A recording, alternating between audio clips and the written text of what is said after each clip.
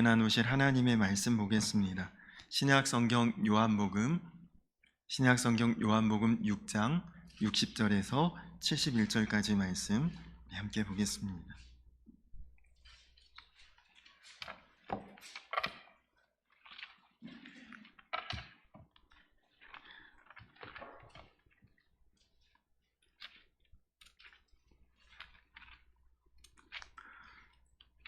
요한복음 6장 60절로 71절까지 말씀.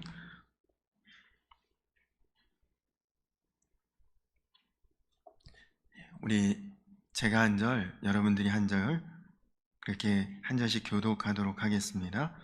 제자 중 여럿이 듣고 말하되 이 말씀은 어렵도다 누가 들을 수 있느냐 한데, 예수께서 스스로 제자들에게 이 말씀을 위하여 수군거리는 줄 아시고 이르시되 이 말이 너희에게 걸림이 되느냐. 그러면 너희는 인자가 이전에 있던 곳으로 올라가는 것을 본다면 어떻게 하겠느냐? 달리는 것을 영이니 육은 무익하니라. 내가 너희에게 이른 말은 영이요 생명이라. 그러나 너희 중에 믿지 아니하는 자들이 있느니라 하시니, 이는 예수께서 믿지 아니하는 자들이 누구며 자기를 팔 자가 누구인지 처음부터 아심이러라. 또 이르시되 그러므로 전에 너희에게 말하기를 내 아버지께서 오게 하여 주지 아니하시면 누구든지 내게 올 수 없다 하였노라 하시리라. 그때부터 그의 제자 중에서 많은 사람이 떠나가고 다시 그와 함께 다니지 아니하더라. 예수께서 열두 제자에게 이르시되 너희도 가려느냐. 시몬 베드로가 대답하되 주여, 영생의 말씀이 주께 있사오니 우리가 누구에게로 가오리이까? 우리가 주는 하나님의 거룩하신 자이신 줄 믿고 알았사옵나이다. 예수께서 대답하시되 내가 너희 12를 택하지 아니하였느냐? 그러나 너희 중에 한 사람은 마귀니라 하시니, 이 말씀은 가롯 시몬의 아들 유다를 가리키시니라. 그는 열두 중에 하나로 예수를 사랑하더라. 아멘. 할렐루야. 오늘도 우리 가운데 함께 하시고 역사하시고 우리의 간구함을 넘치도록 이루실 하나님의 은혜가 예배하는 우리 성도님들 모든 삶 속에 충만하기를 주님의 이름으로 축원합니다. 지난 주일에는 날씨가 따뜻하고 포근해서 이거 봄이 다 왔구나 생각했다가 오늘은 다시 조금 쌀쌀해졌습니다. 또 주중에는 눈도 오고 아주 이 날씨가 변화무쌍하고 종잡을 수가 없습니다. 우리가 사는 인생도 한치 앞을 알 수가 없이 예측할 수 없고 또 계획해도 무의미하게 되는 정말 변화무쌍하고 종잡을 수가 없지만, 언제나 한결같으신 우리 주님만 바라보고 의지하고 따라가면 가장 안전하고 확실하게 우리를 푸른 초장으로 쉴 만한 물가로 인도해 주실 줄로 믿습니다. 우리 한번 서로 인사 나눌까요? 이렇게 한번 인사하겠습니다. 주님만 바라봅시다. 그렇게 한번 인사할까요?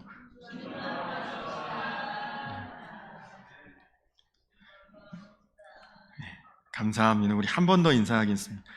주님만 따라갑시다. 그렇게 한번 인사할까요? 아멘이시죠? 네, 감사합니다. 우리는 대부분 어려운 일이 생길 때마다 좀 기적이라도 좀 일어났으면 좋겠다 그렇게 생각하지만, 하나님께서는 쉽게 우리에게 기적을 보여주시지도 일으켜 주시지도 않는 것 같습니다. 그것은 기적이 우리의 문제 해결에 가장 좋은 것은 아니다. 기적이 오히려 우리에게 진정한 해결책이 아닐 경우가 많기 때문입니다. 오늘 말씀은 예수님께서 행하신 정말 제일 유명한 기적이라고도 말할 수 있죠. 오병이어의 기적. 우리가 읽은 이 6장의 제일 앞부분에 바로 그 오병이어의 기적이 나옵니다. 그 오병이어 기적을 일으키신 뒤에 오늘 예수님이 우리에게 주시는 말씀입니다. 여러분, 오병이어의 기적도 그렇고 언제나 예수님께서 기적을 일으키신 뒤에 사람들의 반응이 대단히 뜨겁고 열광적이죠. 예수님의 소문이 기적 한번 일으키셨다 하면 주변 사방으로 순식간에 퍼지고 사람들이 구름대처럼 몰려들고 금세 무리를 이룹니다. 심지어 오병이어 기적이 일어난 이후에는 사람들이 야, 이분이 왕이 되면 좋겠다, 이분을 우리 임금으로 세우자, 그런 움직임까지 생겼으니까요. 그러나 예수님께서 기적을 계속 보여주시지 않습니다. 아, 지금이 기회구나. 여러분, 예수님이 능력이 무한하신 분이니까 기적에 또 다른 기적을 계속 일으키시면 사람들이 완전히 그냥 예수님을 믿고 따르고 순종하고 목숨 바쳐서 충성하겠죠. 아, 그렇게 하면은 왕이 되는 것도 문제가 없을 것이고 사람들 위해 군림하실 수 있을 텐데 예수님께서 그렇게 하시지 않습니다. 기적은 여기서 딱 멈추시고 바로 하나님의 생명의 말씀, 진리의 말씀을 거기서 전하시는 것이죠. 여러분, 근데 기적이 멈추고 말씀이 선포되니까 갑자기 분위기가 어떻게 바뀝니까? 66절 말씀처럼 몰려들었던 사람들이 다 떠나기 시작합니다. 그렇게 무리를 이루고 밀물처럼 몰려왔던 사람들이 썰물처럼 쑥 빠져나가고 남아있지 않게 된 것이죠. 여러분, 그래서 우리가 성경에 나오는 기적들이 얼마나 많습니까? 정말 우리의 상식으로는 인정이 안 되는, 말이 안 되는 기적들, 분명히 그것은 우리가 믿어야 합니다. 그러나 기적을 믿어야 하지만 기적에 대한 우리의 태도를 바르게 가질 필요가 있습니다. 예수님께서 기적을 행하신 이유, 예수님께서 기적을 보이신 이유를 분명히 알아야 합니다. 그것은 우리의 영적인 눈을 열어주시기 위해서 기적을 보이신 것이죠. 하나님이 진짜 계신 것, 하나님이 실제 하시는 것을 너희가 믿어라. 그리고 그 하나님을 통해 진정한 구원을 준비하라. 그것이 기적을 보여주신 유일한 목적입니다. 그런데 기적을 본 사람들의 반응이 그렇게 나오지 않는 것이 문제죠. 기적이 주는 영적인 의미를 깨닫기보다는 계속 한번 기적 일어났는데 또 기적 좀 일으켜 주셨으면, 또 기적을 보여주셨으면, 또 기적이 일어났으면, 사람들의 반응은 바로 이런 반응이 되어버리고 만 것이죠. 오병이어 기적 이후에 사람들이 예수님을 왕으로 모시려고 했던 이유, 예수님이 이분 정말 그리스도이시구나, 이분 정말 구세주이시구나, 정말 이분의 말씀이라면 무엇이든지 순종하고 따라야겠구나, 내가 생명을 다해서 결단해야겠구나, 사람들의 반응이 이렇게 나온 것이 아니라 야, 이분 왕 되면 배는 안 고프겠구나, 이분이 임금이 되면 굶지는 않고 살 수 있겠구나, 그 생각 때문에 예수님께로 사람들이 몰려든 것이죠. 그래서 예수님께서는 또 양식을 우리에게 달라, 또다시 떡을 좀 만들어 달라는 그 사람들에게 떡이 아닌 말씀을 주시고 영생에 대해서 전해주셨습니다. 그것은 무슨 말이냐?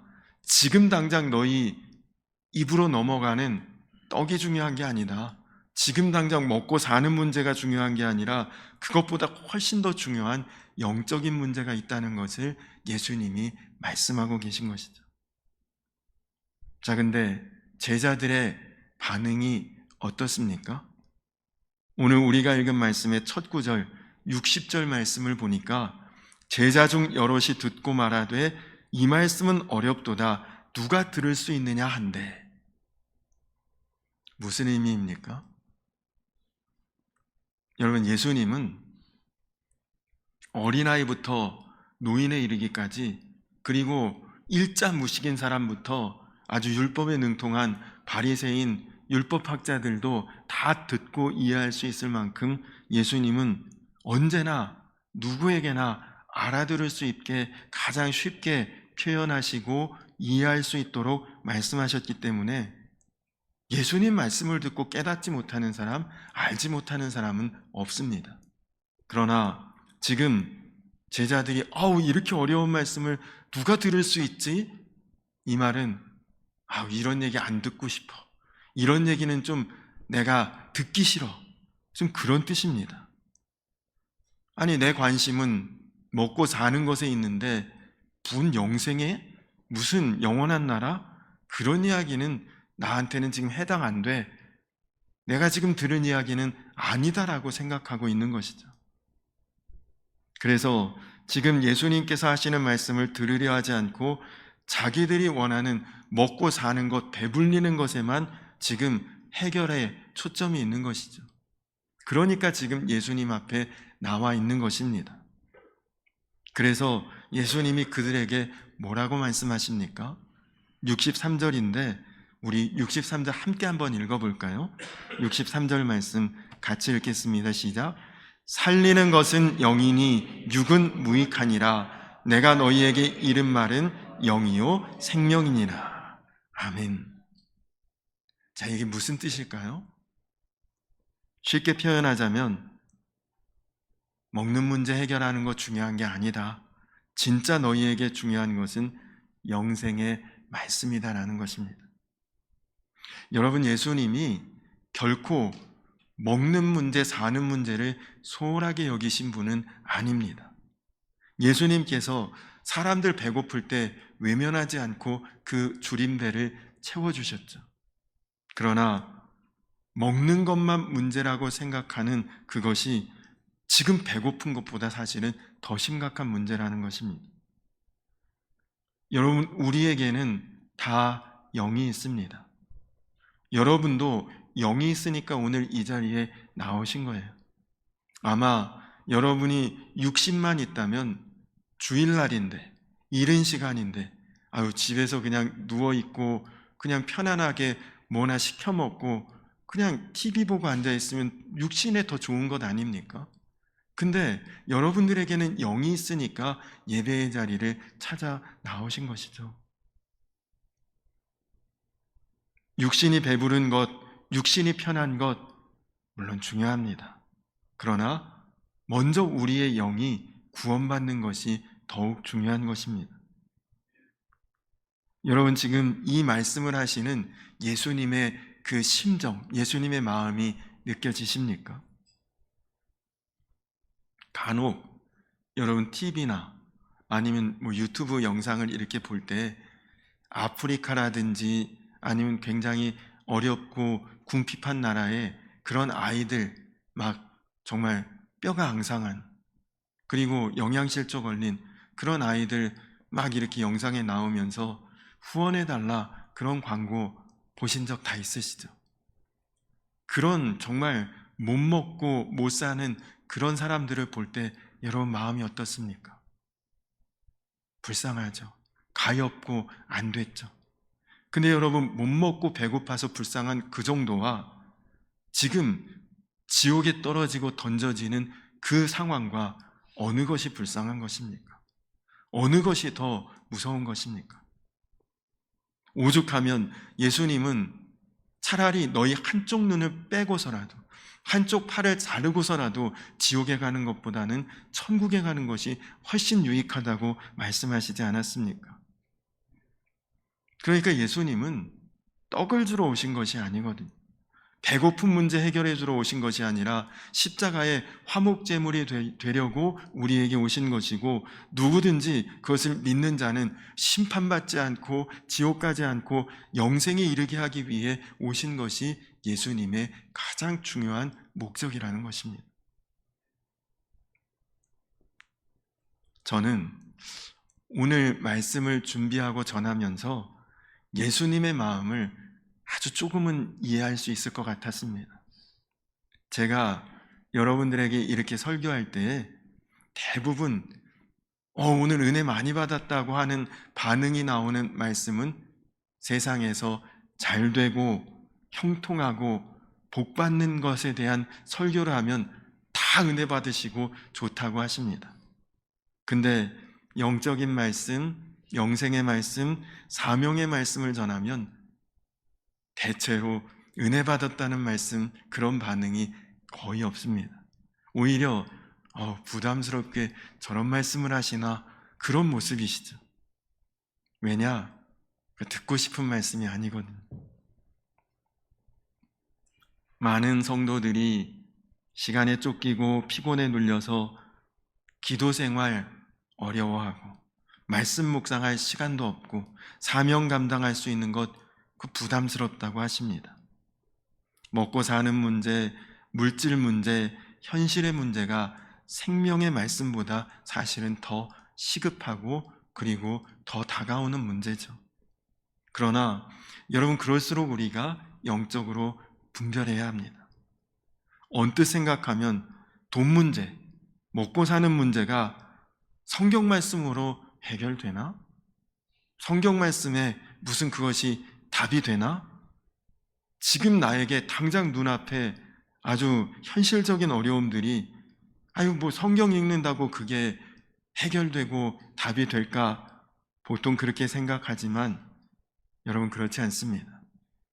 하나님의 말씀이 생명의 말씀으로 나에게 들려지고, 그리고 나의 영적인 눈이 열리고 띄어서 정말 주님을 바라볼 수 있게 되면 여러분, 모든 것이 달리 보이고 다르게 여겨지는 것입니다. 오늘 말씀 중에 64절에 보시면 예수님께서 자기를 팔자가 누구인지 처음부터 아셨다고 나와 있습니다. 그가 누굽니까? 70절에 보면 그 사람은 마귀인데, 71절에 그가 바로 가롯 시몬의 아들 유다를 가리키심이라, 그렇게 지금 기록되어 있죠. 여러분, 가롯 유다가 어떤 사람이었습니까? 항상 돈 얘기만 했던 사람이 가롯 유다잖아요. 막달라 마리아가 300데나리온의 나드 향유를 예수님 발에 부었을 때 제일 분노했던 사람이 가롯 유다예요. 저거 아깝게 저렇게 써버리네. 팔아서 가난한 사람들 나눠주면 훨씬 더 좋았을걸. 그의 판단의 순위는 항상 돈이 제일 그의 판단의 기준이었거든. 그랬던 가롯 유다의 최후가 어떠했습니까? 결국 돈 받고 예수님 팔았고 비참하게 자살하고 말았습니다. 자, 그럼 가롯 유다 말고 나머지 제자들은 어떻게 됐습니까? 사명 쫓다가 그들도 비참하게 다 순교했죠. 겉으로 보면 돈을 쫓았던 가롯 유다나 사명을 따랐던 제자들이나 겉으로 보면 비참하게 죽은 것은 비슷합니다. 그러나 영적으로 보면 그 차이는 말로 표현할 수 없는 차이죠. 영원한 생명과 영원한 심판으로 갈라지는 차이가 된 거니까요. 이것을 바로 알고 제대로 알면 우리는 중간에 포기하지 않고 머물지 않고 끝까지 주님을 따라가는 제자가 될 수 있는 것입니다. 19세기 미국 교회에 가장 유명하고 또 가장 알려진 부흥사를 꼽으라면 아마 무디 목사님과 찰스 피니 목사님일 것입니다. 여러분이 무디 목사님은 그 이름을 많이 들어보셨겠지만 찰스 피니 목사님은 조금 생소하실 텐데, 이분은 원래 변호사였습니다. 법과대학을 나오고 아주 유능했던 그런 분이라 28살에 변호사가 되었고, 그리고 얼마나 다재다능한지 운동도 잘하고 또 노래도 잘 부르고 또 악기도 잘 다루고 바이올린, 첼로를 아주 연주가처럼 그렇게 연주할 수 있는 그런 팔방미인이고 만능 재주꾼이었다고 합니다. 그런 사람이 변호를 맡았다 하면 승승장구하니까 그냥 장래가 탄탄하게 보장되어 있는 그런 인생을 살게 되었죠. 그런데 그랬던 그가 어느 날 성경 말씀을 읽다가 기도를 하는데 마음에 울림이 있고 흔들림이 옵니다. 너는 앞으로 무엇을 하며 살려고 하느냐? 하나님의 음성이 그 마음에 느껴진 거죠. 근데 하나님의 그 질문 앞에서 앞으로 변호사로 열심히 살다가 돈 많이 벌고 은퇴하면 여생을 편하게 즐기고 그렇게 살다가 그냥 마무리하는 것이 자기 인생의 목표였다는 것을 깨닫죠. 사는 동안에는 목표가 있지만 죽음 이후에 대해서는 아무런 준비도 목표도 없는 자신을 깨닫게 된 것입니다. 그날 이후 찰스 피니 목사님은 법전을 덮었다고 합니다. 그리고 법률에 관한 모든 것을 다 뒤로 하고 이제 사람 변호하는 사람이 아니라 주님을 증거하는 자가 되겠노라. 그래서 그는 그로 다시 거듭나서 신학을 공부하고 목회자가 됩니다. 약 50만 명의 사람이 피니 목사님의 메시지를 듣고 변화가 되고 크리스찬이 되었다고 하니 놀랍죠. 한 번은 어떤 아주 유력한 인사가 이 피니 목사님을 찾아왔대요. 이미 목사가 되었는데 그가 과거에 변호사로 대단히 뛰어나고 유능했던 것을 알기에 찾아와서 자기를 이 법정에서 이번에 한 번만 변호해달라고 찾아왔다고 합니다. 그러자 피니 목사님이 저는 이제 세상 법정에서 사람 변호하는 사람이 아닙니다. 이제는 하나님 나라를 위해 예수 그리스도를 증거하는 사람이 됐습니다. 저는 아무리 많은 돈을 준다 해도 더 이상 누구를 변호할 수 있는 사람이 아닙니다. 그 대답을 듣고 그에게 변호를 요구하였던 이 사람이 은혜를 받은 거예요. 아니, 변호사로만 살아도 평생 보장되어 있는데 잘 먹고 잘 살 수 있는데 실력도 있고 뛰어난 사람인데 저 사람이 도대체 무엇 때문에 예수를 믿고 그리고 목회자가 되었나? 장래가 촉망되고 그리고 보장된 유능한 변호사가 한순간에 마음이 바뀐 것을 보고 그 유력한 사람이 마음에 은혜를 받고 도전을 받고 그래서 자기가 소송하려던 그 사람의 그 소송을 다 취하하고 그리고 그 사람과 오히려 좋은 관계로 지내게 되었다고 합니다. 그까짓 거 세상의 물질의 손에 아무것도 아니게 여겨지게 된 것이죠. 여러분, 노아의 가족들이 홍수가 나기 직전에 노아의 방주로 들어갈 때 지금까지 살던 집 그리고 기르고 있던 수많은 육축들 그리고 가지고 있었던 소유들 아무것도 아닌 그냥 다 내버리고 방주로 들어갔습니다. 아무 문제가 되지 않았어요. 왜냐? 그때 방주에 들어가지 않으면 죽는 것 아닙니까? 들어가야 구원받는 것 아닙니까? 그것에 미련을 두고 나는 방주에 안 들어가고 이 좋은 것, 이 내가 다 마련해 놓은 이런 것 어떻게 하고 방주로 들어가 남아 있었더라면 아마 죽을 수밖에 없었겠죠. 여러분, 지금 그렇게 지금 내가 대단하게 여겨지는 그것들이 곧 내가 죽게 된다면 그래도 그렇게 대단하게 여겨질까요? 1907년에 한국의 평양에서 대단한 부흥의 운동이 일어났습니다. 평양 대부흥 운동이죠. 근데 그 소문을 듣고 만주 봉천의 중국인 교회 장로 두 사람이 어떤 부흥이 일어났길래 이렇게 대단하다고 소문이 나는가를 목격하려고 한국의 평양에 찾아왔답니다. 그리고 평양의 어느 시장에 중국인 상인을 찾아가서 물어봤대요. 여기에 정말 기독교인들이 그렇게 많습니까? 네, 많습니다. 그 기독교인들 진짜 정직하고 선량합니까? 그렇습니다. 그러자 이 장로들이 다시 묻습니다. 당신은 신자도 아닌데 그들이 정직하고 선량한 것을 어떻게 합니까? 그러자 중국인 상인이 대답을 합니다. 어떻게 하느냐고요? 한국 사람들은 외상을 지고 거의 갚지 않습니다. 나와 거래가 있는 한국 상인이 있는데 그 사람 외상 많이 가져가고도 한 푼도 갚지 않았습니다. 갚을 마음도 없고 갚을 능력도 없는 것 같습니다. 나는 그 사람을 만날 때마다 화를 내고 성질을 부리고 협박까지 해봤습니다.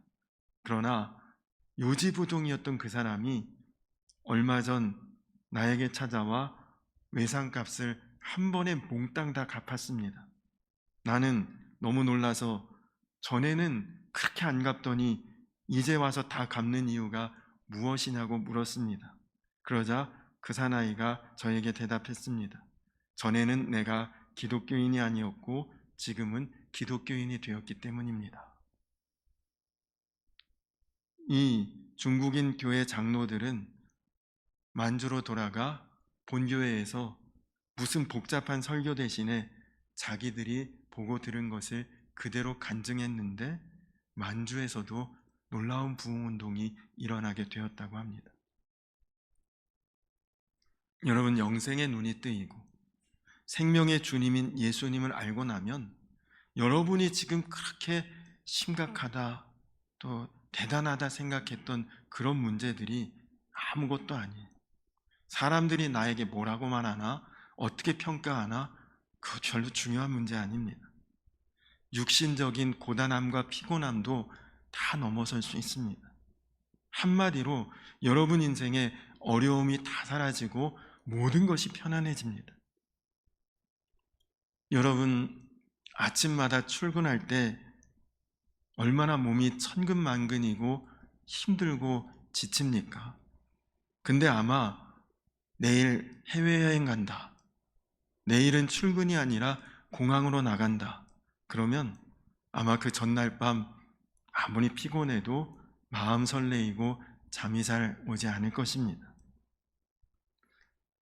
어디 놀러 간다는 것만으로도 잠이 안 오는데 여러분 진짜 주님을 알고 영생을 알고 나면 육신의 피곤함, 고단함, 삶의 문제, 모든 여러분 마음의 염려, 그거 다 아무것도 아닌 게 되는 것이죠.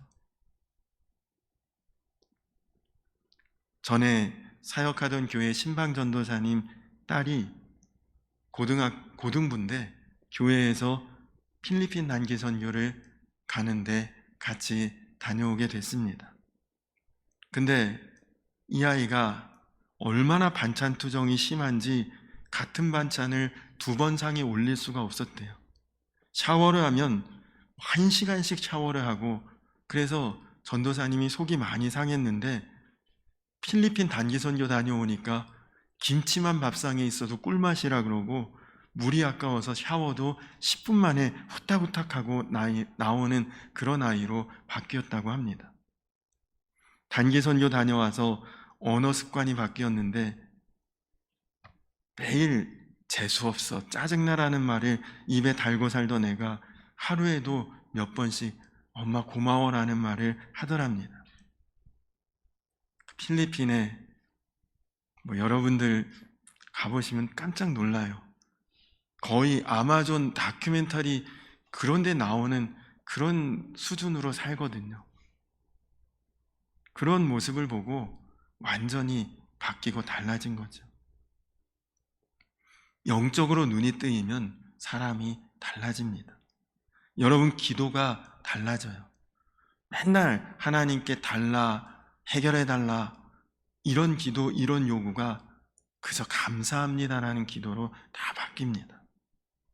너무나 좋고 완벽하고 실수 없고 능력이 많으신 그 하나님이 정말 믿어지니까요. 여러분에게 아직도 오직 배불리 먹고 편하게 사는 것에만 여러분 마음이 관심이 거기에 있으십니까? 아니면 이제는 삶의 우선순위가 잘 분별이 되고 영적으로 충만하고 여러분 심령에도 부흥의 기운이 일어나고 있습니까? 간절히 바라기는 우리 성도님들의 심령이 잠들지 않고 깨어있기를, 누워있지 않고 일어서기를, 그래서 모든 문제가 새롭게 보이고 온전히 열리는 그런 모습으로 나아갈 수 있기를 간절히 축원합니다. 언제나 주님을 보고 따르는 이에게는 엄청난 삶이 시작됩니다. 그것을 알게 되기까지, 깨닫게 되기까지 조금 시간이 필요할 뿐이죠. 우리 그림 하나 보여주시겠어요? 여러분, 저 무슨 그림인지 아십니까? 저 그림만 보면 저게 뭔가 그렇게 보이시죠? 다음 그림 보여주시겠어요? 방금 본 것은 지금 저 그림의 퍼즐 한 조각입니다. 저 그림이 빈센트 반 고흐의 별이 빛나는 밤에라고 하는 굉장히 유명한 명화라고 합니다. 근데 퍼즐 조각을 다 끼워 맞추면 저렇게 아름다운 그림, 온전한 작품이 되는 거죠. 근데 여러분, 저 그림을 아까 그 퍼즐 조각처럼 100개 혹은 1000개의 조각으로 나누어 놓으면 그 한 조각 한 조각을 볼 때는 아무 의미도 감동도 없습니다. 그 조각들이 다 모여야 아름다운 작품이 되는 것이죠. 여러분, 예수님을 바라보고 믿고 따르는 삶도 그렇습니다. 매 순간 매일의 삶만 보면 주님의 역사가 분명하지 않고 정확하지 않아 보입니다. 그러나 여러분, 주님만 바라보며 한 달을 살아보고, 그리고 주님만 의지하고 1년을 살아보고, 주님과 동행하면서 계속 살아가다 보면 퍼즐이 조각 맞춰지면서 그 윤곽이 드러나는 것처럼 여러분 안에 주님의 놀라운 역사가 점점 선명하게 드러나게 될 것입니다. 이것이 지난 25년간 목회를 했던 저의 경험이기 때문입니다. 우리는 예수님이 나와 언제나 함께 하심을 믿어야 합니다. 여러분, 모든 사람들이 다 그것을 믿게 될 때가 반드시 올 것입니다. 그때가 되면 안 믿을 수가 없죠. 그러나 중요한 것은 지금 그렇게 되는 것입니다. 지금 이때부터 여러분이 주님을 떠나는 자가 아니라 주님을 따르는 자로 살아가시면 오늘 우리가 함께 불렀던 찬송가 272장의 고백처럼 여러분 병든 몸이 튼튼해지고 빈궁한 삶이 부해지고 죄악을 벗어버리는 그런 삶으로 나아가게 될 것입니다. 슬프던 마음 위로받을 것이고 이 세상의 풍파가 잔잔해질 것이고 여러분은 영광의 찬송을 부르는 자가 될 것입니다. 실망한 삶에 힘을 얻고 하늘의 기쁨을 맛보게 되고 반드시 여러분이 아름답고 귀하고 놀라운 하나님의 선명한 작품으로 드러나게 될 것입니다. 바로 그 산 증인으로, 그리고 그 증거로 드러나시는 저와 우리 성도님들 모두가 되시기를 주님의 이름으로 간절히 축원합니다. 우리 이 시간에 성찬의 은혜를 함께 나누도록 하겠습니다. 우리 성찬위원 두 분 장로님은 성찬을 준비해 주시고 분급을 준비해 주시고 우리 주보에 있는 성찬식 순서 아마 앞에 또 띄워 주실 텐데 이 성찬식 순서에 따라서 성찬식을 진행하도록 하겠습니다. 이 시간 모든 성도를 주님의 식탁에 초대합니다. 교회여, 우리의 죄와 연약함을 주님 앞에 내려놓읍시다. 주님께서 여러분과 함께 주님께 감사합시다.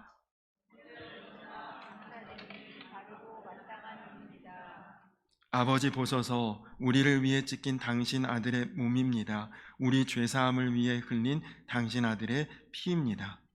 아버지, 성령 안에서 우리가 회개하고 당신의 자녀로 거듭나며 자녀로서 겸허한 기쁨을 가지고 모든 계명을 순종하게 하셨나이다.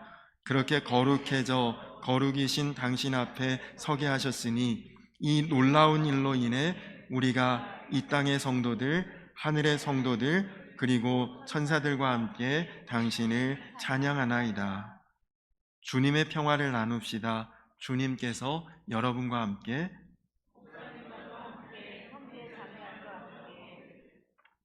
잡히시던 밤 떡을 들어 감사하시고 떼어 제자들에게 주시며 말씀하셨습니다.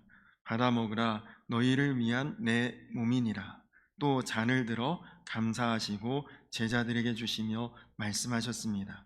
많은 사람을 위해 흘리는 바 나의 피 곧 언약의 피니라. 우리 이 시간에 성찬 분급을 할 텐데, 제가 우리 장로님들과 먼저 앞에서 분급을 한 이후에 우리 성도님들은 늘 하셨던 것처럼 이 가운데 통로로 입장하셔서 예수님의 살인 빵을 받으시고 예수님의 피인 잔을 받아서 성찬을 받으신 후에 자리로 돌아가셔서 묵상기도하며 마칠 때까지 그렇게 계시면 되겠습니다.